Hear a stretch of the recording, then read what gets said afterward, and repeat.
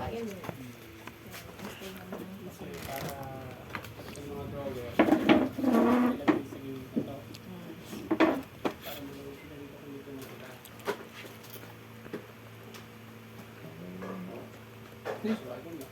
Ikaw yun, Hindi Tay? naman nila ano yun. Yung tabi yan. That's my turn. Magwalis muna tayo. Pero bago yan, tingnan mo natin kung before anything else, I would like to check the next box. Ate, di mo may itsura ng anak mo. Pinalis-alis mo itong itsura to. Ay, makalat na ano siya dyan.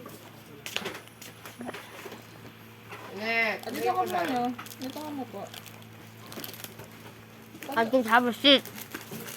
Ate, ano mo na yung electric pan sa kanya? Tatagal ko yung electric pan dito. May tatana pa mga sinelas dito. Ito na kita.